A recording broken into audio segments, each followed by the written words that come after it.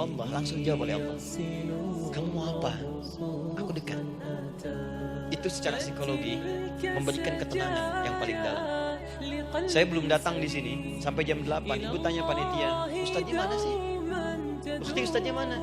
Jawaban pertama misalnya, ini belum jelas nih Ustadznya. Gak ada kabar. Yang kedua mengatakan, tenang saja, Ustadz sudah dekat. Maka yang kedua itu lebih menenangkan kepada kita.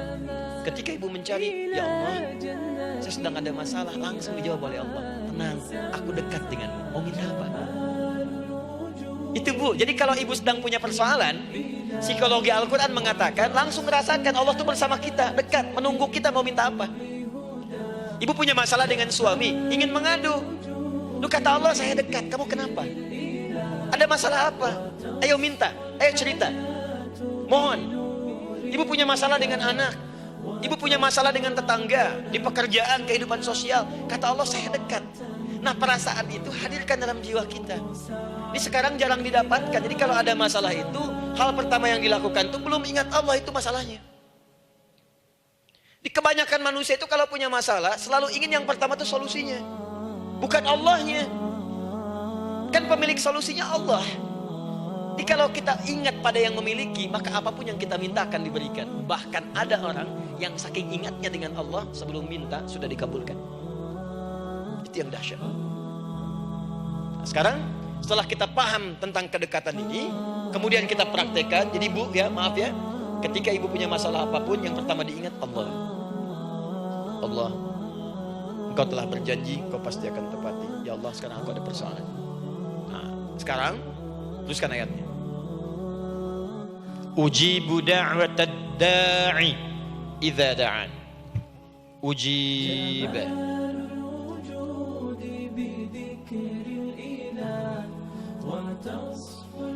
Ujibu da'watad da'i idza da'an. Aku pasti akan menjawab, mengabulkan setiap doa hambaku jika dia bermohon kepadaku.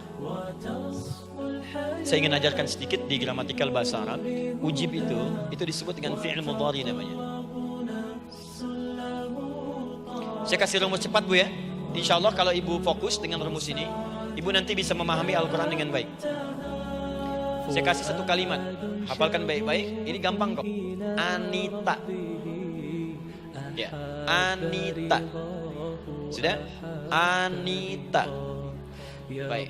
Hamzah, nun, ya, ta. Satukan Anita. Kalau di dalam kalimat ibu baca Al-Quran, di depannya ada huruf hamzah ini, atau nun, atau ya, atau ta, maka itu rumus mudhari namanya. Gak usah dihafalkan mudharinya. Ya, gak usah dihafalkan sampai bikin misalnya satu ungkapan, Anita istrinya pramugari. Gak usah, gak ada kerjaan. Ya, gak usah dihafal. Saya hanya ingin tunjukkan pemahaman. Kalau ada bentuk seperti ini punya 3 makna. Kalau dalam bahasa Inggris itu disebut present, ya, continuous, dan future. Present, continuous, and future. Sekarang, terus, sampai kapan? Sekarang terus berlangsung, continuous, and future, sampai kapanpun di masa depan. Ini bentuknya disingkat dengan rumus ini, Anita. Di dalam konteks pengabulan doa, kata Allah, ketika saya akan kabulkan. Kalau kamu punya masalah, kamu berdoa, saya akan kabulkan. Nah, kalimat Allah saya akan kabulkan ini bentuknya menggunakan mudhari. Ada hamzah di depannya, ujib. Artinya apa? Kalau ibu sekarang berdoa, saya akan kabulkan, kata Allah. Terus kamu berdoa, saya akan jawab. Nanti pun punya masalah di masa depan, kamu berdoa, saya jawab juga. Jadi artinya tidak ada doa yang sia-sia. Semua doa, ingat, sepanjang kita butuhkan, pasti Allah berikan. Doa itu sepanjang kita butuhkan, pasti akan dijawab.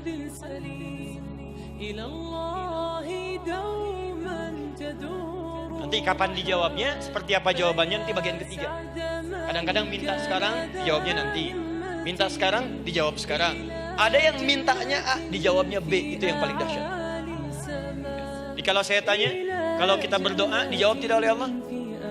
Itu janji Allah. Setiap orang berdoa, pasti dijawab. Nah, hanya persoalannya, seperti apa doa yang cepat dijawab itu? Apakah semua doa langsung dijawab seketika? Akankah mendapat jaminan langsung dijawab? Ternyata kalimat dijawab ini diikat dengan syarat ketentuan berlaku. Apa di antara syarat dan ketentuannya ini? Teruskan ayat. Falyastajibuli. Syarat pertama. Kalau doamu ingin cepat aku jawab, falyastajibuli, maka engkau pun harus cepat merespon setiap seruanku. Jawab seruanku dengan cepat. Doa ingin dijawab oleh Allah, maka kata Allah, kamu pun harus menjawab setiap seruanku. Jawab seruan Allah.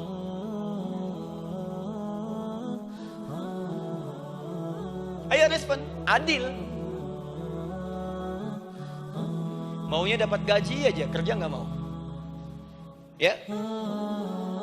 Apa ibu pikir duduk manis santai di ruangan tengah, tiap bulan suami datang berikan uang belanja? Belum tentu. Kalau sikap tidak bagus, ya interaksi tidak mulia, maka belum tentu itu didapatkan. Maka syarat pertama kata Allah, kalau doamu ingin cepat aku jawab, maka setiap aku seru, cepatlah engkau kemudian kerjakan dan jawab. Jadi ternyata seruan Allah itu terkait berkelindan dengan pengabulan doa. Jadi ketika ibu diseru oleh Allah, diminta diperintahkan sesuatu oleh Allah, sebetulnya itu kunci untuk mendapatkan jawaban doa kita, Bu. Dipanggil kita, ayo cepat datang ke sini. Mau minta apa? Minta, saya kasih.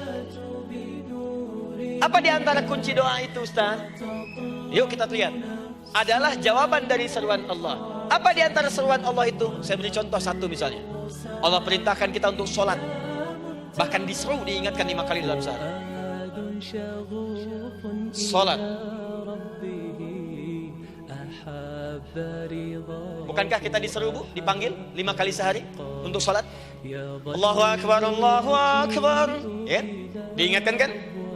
Ayo ingat Allah, ingat Allah, ingat Allah, ingat Allah. Allah Maha Agung, Maha Besar semuanya, dan seterusnya. Perhatikan baik-baik. Apa tujuan Allah menyeru kita dalam sholat? Ternyata bukan ingin memberikan beban ruku dan sujud. Bukan sujudnya yang penting. Karena semua makhluk tidak sujud pun tidak akan menurunkan status Allah sebagai Tuhan. Allah tetap Allah, gak ada ruginya. Yang rugi kita.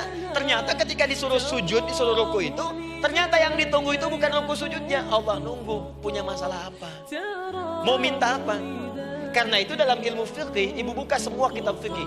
Salat itu secara bahasa disebut dengan doa. Nama lain dari doa adalah salat. As-salatu hiya doa. Salat adalah doa. Karena itu semua bacaan dalam salat doa semua. Coba lihat. Baru takbir Allahu Akbar, doa iftitah. Al-Fatihah doa, Bu. Jangan dikira Al-Fatihah enggak ada doanya. Nih, nanti saya berikan cepat ya. Ini highlight dulu. Dalam sholat itu ada 4 keadaan. Ingat ini baik-baik. Nanti ibu manfaatkan, minimal zuhur lakukan. Ada berapa keadaan? 4. Ada 4 posisi, 4 keadaan dalam sholat. Yang kalau ibu berdoa benar, meminta di situ dengan benar, itu seketika akan dikabulkan. Seketika. 1, saat berdiri. 2, saat ruku'. 3, saat sujud. 4, sesaat sebelum salam.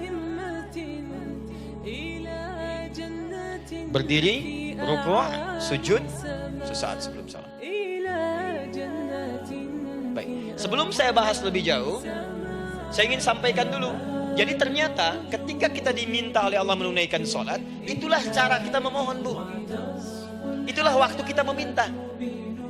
Dan dahsyatnya dalam sehari itu 5 kali ditungguin, Bu. Mana ada manusia di muka bumi ini buka pintu rumahnya 5 kali sehari cuma untuk memberikan apa yang dibutuhkan. Sesoleh-solehnya Ustadz, gak ada yang mengatakan, ayo 5 kali sehari datang aja ke rumah saya. Kalau butuh apa-apa ambil.